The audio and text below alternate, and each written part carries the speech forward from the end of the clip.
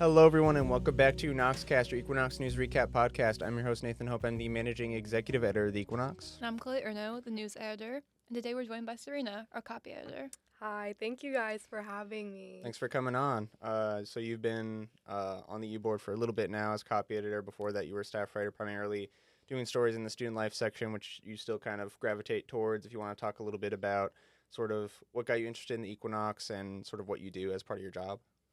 Yeah, what got me interested in the Equinox, I took media production, so I got involved, started coming to meetings, and then I talked to Roger a little bit, and he said that it would be nice if I maybe applied for an e-board position, and I thought that sounded really cool, so I applied and I got it.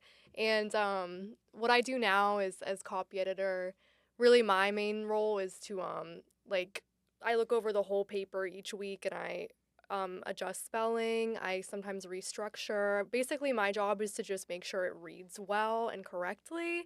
And so I kind of, when we lay out the paper and throughout the week, I go through all the stories and I edit them. And then I also do still write, as you mentioned. I do gravitate towards the student life section. I also do news a little bit. I've done a couple opinions, but yeah, I like the student life section because I think it's fun to talk to people on campus, so that's kind of what I like to do primarily, but yeah. Right, yeah, and we've, talked about plenty of times the importance of having as many eyes on things as we do, and being copy editor, it's the first line of defense to so many things just revolving around articles and social media captions and things like that. So it is a very involved position, but also, super important. And so we're glad to bring you on, and glad for all that you've done so far and all that you'll continue to do. But if you want to talk a little bit about this past week, you did do an article which was about Delta Phi Epsilon sorority hosting a Valentine's Day bake sale. So if you want to talk a little bit about that. Yeah, I covered the bake sale, and it was very exciting. So essentially, Delta Phi Epsilon, they ran a bake sale in the Student Center the past week, Monday through Friday, and essentially they were doing the bake sale so they could gather funds because they're going to a conference for the chapter. And so they wanted to raise money for the cost of that so that everybody can go and have a good time. And I talked to Emily and Ariana of the chapter, and I just asked them about the intentions behind the sale, what they enjoyed about doing it, why they were doing it, how much they had made, basically just getting the whole scoop on what's going on. But it was a lot of fun because the student center, as always, there's a lot of activity going on, and it's it was just really nice to talk to them. They were sweet. So Sweet, yeah, and no one's ever going to complain about having the opportunity to get some baked goods, of course. yeah, exactly. Very fun story, and very cool stuff indeed. But we can get right into our traditional news recap now. So starting off with top story news, this is a piece from our staffer, Emma Pearl, so thank you for this coverage. This is a piece in the KSU dining room, as we've kind of frequently been keeping our eye on just all the decisions that have been made and changes, because very important and impactful for students, naturally. And this is about hours changes that occurred at the start of the spring semester, sort of paring back hours in other locations. So primarily the Sizzler being open now Tuesday, Wednesday, Thursday, as opposed to Monday through Friday. And then also the Starbucks hours being, closed on the weekends now. So this is kind of part of the longer term strategy that we've also talked about before of refocusing the existing resources on the DC and trying to potentially do certain things to improve things about the DC so people will want to go there more. We've kind of talked a little bit about how we still don't really necessarily think that that's the best strategy, considering people do frequently go to these other locations, Lloyd's and the Sizzler and Hoot and Scoot and things like that, because the grab and go function. So it's kind of we're glad again that they're very open about what they're doing and why they're doing it. But then at the same time, when you think about things like the surveys that they do and the focus groups, you'd think that maybe they would hear from students that it's also not really going in the best direction, perhaps. At least that's what I've heard from a lot of students. But yeah. I definitely agree. I kind of thought of this piece because a couple of weeks ago, before I found out about the hour changes, I went to Starbucks with a couple of my friends on Saturday, and we just saw the closed signs, and it ruined our whole weekend. We can't even have a tea or a matcha or anything. And it's Gotcha. just really disheartening because we can't even go to the Sizzler either because I have classes during that time period and the hours are just so inconvenient, I feel, for everybody. Yeah, I would agree. The Sizzler, especially because it seems to me that the bulk of students do have classes in their hours that they're now operating by. So, like, something similar happened to me where my roommate got a Sizzler and she brought it back. I was like, oh, like, I really want a Sizzler.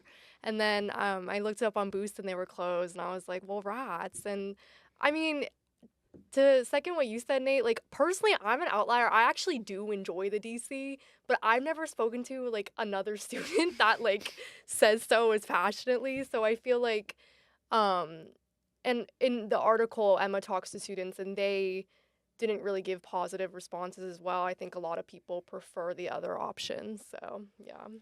Yeah, I mean, it's just one of those things where it's like, in some ways, we've kind of seen them making certain improvements. Primarily, when you look at like what they did with the pizza with like the handmade dough. Now, I think people are like fans of that, and they are like trying to identify ways to make it so that it'll be more of an enjoyable experience. But it especially kind of like sucks a little bit because, for me as someone who's a senior now, and I've seen like when I came in here, like Lloyd's used to be open till like 10, and like these locations were open throughout the weekends, and like the hours as they were before.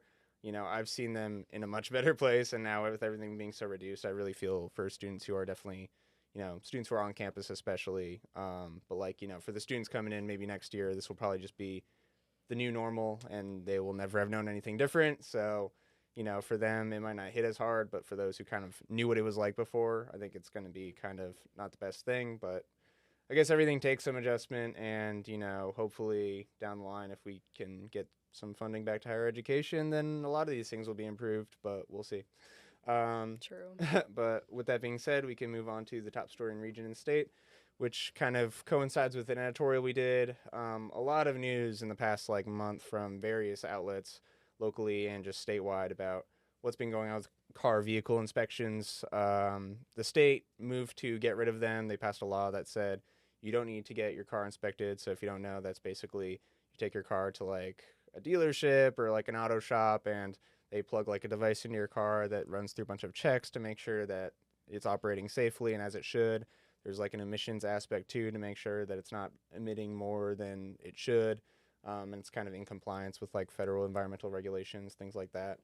So these checks are like $50 traditionally, and everyone would have to get them and get a sticker that says you got an inspection. But now the state got rid of it, sort of under the guise of like a libertarian type thing, where it's the live free or die state. So people shouldn't have to do this, is I guess the thought of some lawmakers. But we kind of talked about in our editorial how we think that the government is kind of has that responsibility to protect citizens, and make sure that the vehicles on the road are safe. There are a lot of students who do drive, or at least know other students who also drive, because it's a rural campus. You need a car in some cases to get to certain places, and it at least helps a lot. So, it's something that does impact students, even if you don't have a car registered here, or you don't like, live here. But yeah. I think Maddie's headline for that article really summed it up, live free or die driving, which I think was incredible. But it's just very disheartening because you're endangering everyone on the road when you don't get your car checked up like that. And it's just, you're putting multiple families at risk. It's not just your own life that's on the line.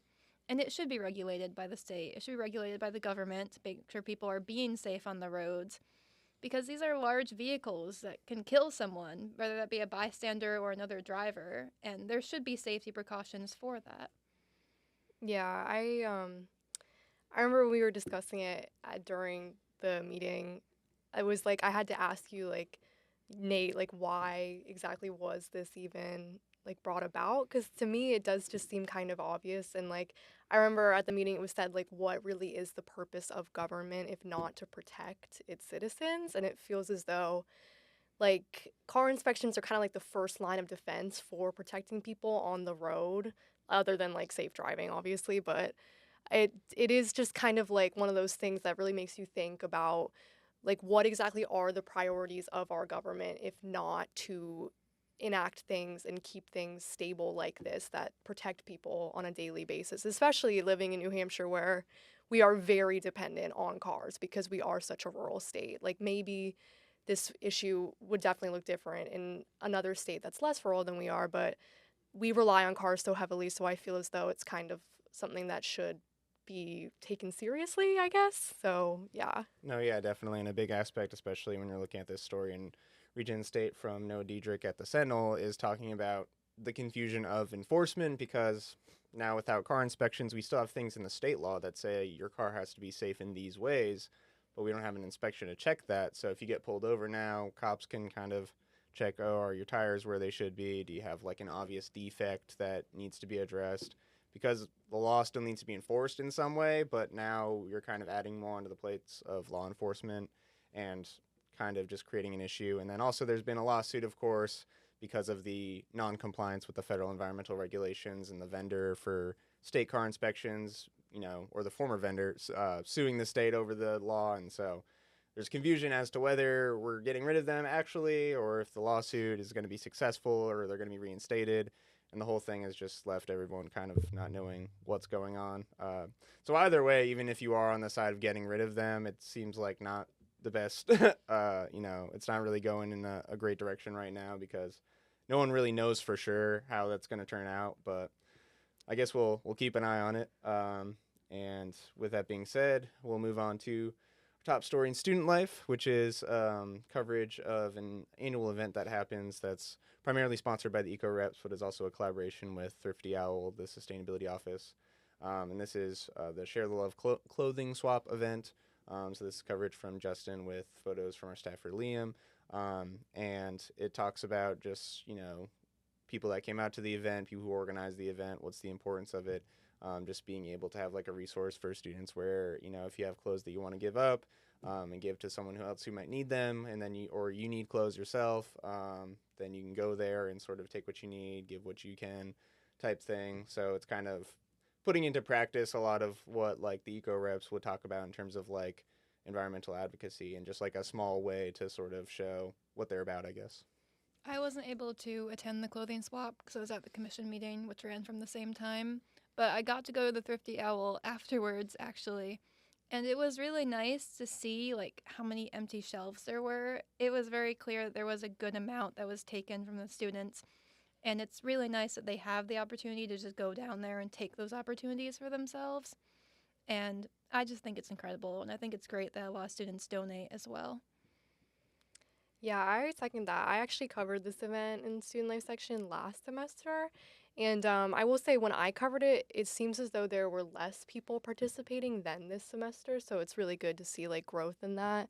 But I also remember like when I was touring here, they showed us the Thrifty Owl during orientation. I was like, oh, like it's so cool that we have our own on-campus thrift store. But I think even then, like a lot of people don't really know about it or don't visit it regularly, or like I just feel like when I went in there in the past there was like a lot there, and I just think it's cool that this event kind of like raises awareness that we have that resource on campus. And also I remember last semester when I covered the event, after I covered it, I even brought some of my clothes there and I swapped and got like some really nice sweaters. And it's just, I think people don't often think about that you can get like really nice stuff from thrifting too. So I think this event is awesome, and it's good that it's in the student center as well because it's like very accessible to people. So No, yeah, definitely. And just like another example of being able to like highlight resources that students might not always be like the most aware of is always good for the campus, I think. And so glad to see that they got some good turnout on that and some good coverage on our end. But with that being said, we can move on to the top story in arts and entertainment, which comes to us from our staffer, Michael, pictures from our senior photographer, Skylar. This is about the music department's new advisory board of students. So these are 4 students in the department who are kind of going to act as like resources, like liaisons between like the students in the department and like the faculty and like the people in charge of like ensembles and things like that, to make sure that like there's no like disconnect in communication, or there's like students are like heard in terms of like what they'd like to see or like what they need help with. So I think this is another kind of piece of like good news. And I know this isn't just something that only the music department does. I know at least like film also has like an advisory student council. So I think it's good whenever they can have these things in programs where you can kind of make sure that students don't feel like they're not like advocated for, or they, you know, don't feel like they have like representation when it comes to like the decision making that happens, especially with things that are like so involved like music. I think it definitely helps. So I was glad to see that they have like a nice little like variety of students in like different years and stuff that can kind of, you know, again, act as that bridge between the student body and like the majors and, you know, the faculty and staff in the department. Yeah, and I think honestly that we should try and have that for most of the departments. That sounds like a really good system to make sure there's no miscommunication and the students know they're being heard and feel respected in their major and in their department. Um, I feel like that would fix a lot of the issues about miscommunication and not really keeping students updated on what's happening. And it would just be a good way to kind of like make a bridge between the faculty and the students. Yeah, I agree with that. I mean, I like who better really to give input on what's going on in the major than the people who are actually like taking it on and like paying for it and going to the classes. So I think it's a great thing, and I'm excited to see what they do. I remember in the article, they're talking about like maybe even adding like more positions than what they already have as well. And it's like I just think it's exciting to see what they will do with that and how this will expand. And maybe, as you said, it could become like commonplace for each department. That would be something that I think would be very interesting. Yeah, and so just to like recap, also, the new students on the advisory council are the first years Luke Steele and Riley McIntyre, sophomore Lily Robridge, and junior Alana Bloom. So if you're a music student, I figure you should probably know that, and also read the article because it's very insightful in terms of what you can expect from this new advisory council. So um, I hope that goes well, and I think it is like a model that probably should be, you know, replicated across many departments. So I'm happy to see this sort of, you know, get started back up. And then with that being said, we can move on to the top story in sports, which is a piece about the Olympic Winter Games. So obviously there's the summer counterpart, but there's also the sort of, I feel like, lesser discussed Winter Games that happen um, on the typical schedule, and the Winter Games happen in Milan, Italy. In the U.S., I believe, is still in like third place when it comes to medals, or they might have like a chance at getting to second by the time things are over. The games are set to end, I think, in like a few days as we're recording this on February 19th.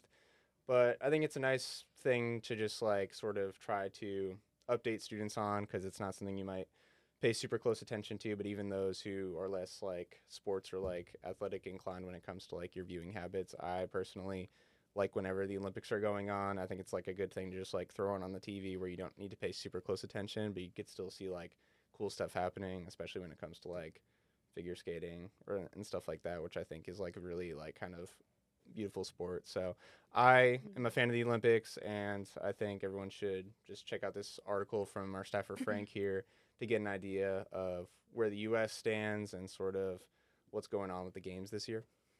Yeah, and I haven't been keeping up with the Olympics much, but I think just having that in the paper is such a fun change of pace to begin with. And it really helps keep students updated on what's going on just in the larger community and the world, to be honest. It's really nice to have a sports section that's technically about like us and about our country, but it's also not. It's about the wider things that are going on. Yeah. Shout out Frank. I love editing Frank's articles because they're very easy to edit. He's a good writer. Yeah, I agree. I used to tune into the Olympics a lot more when I was younger. I watch it with my dad. I always liked Winter Olympics more than summer actually because of figure skating. Like you said, figure skating is really cool.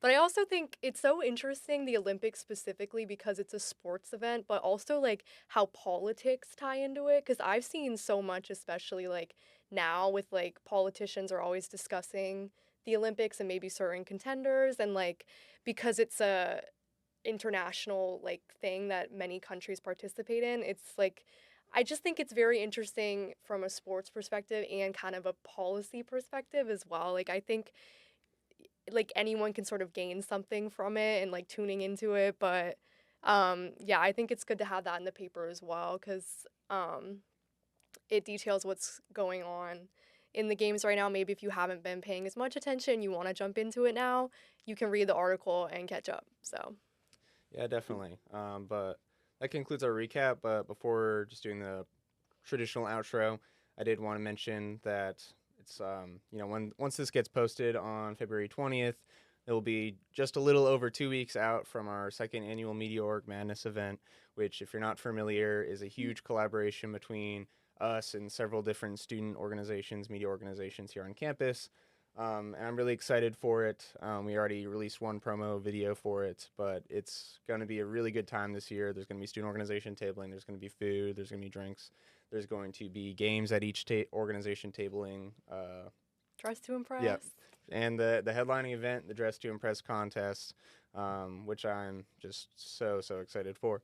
So I would love to see you there. We would all love to see you there. And that will take place on Saturday, March 7th from 5 to 9 p.m. in the Mabel Brown Room. So come out and show some support for not just us, but all of the media organizations that make campus such a wonderful, fun place. And so thank you for listening to that, and please do consider coming out this year. But with that being said, as always, I would like to extend a special shout out to the creator of the graphic for Noxcast, our very own art director, Elijah Fisher, the composer of the music for Noxcast, our very own Equinox alum, Zach Keenan, and the editor of Noxcast, our very own multimedia director, Noelle Hisgen. Until next time, thanks for tuning in. We'll catch you next week for another news recap.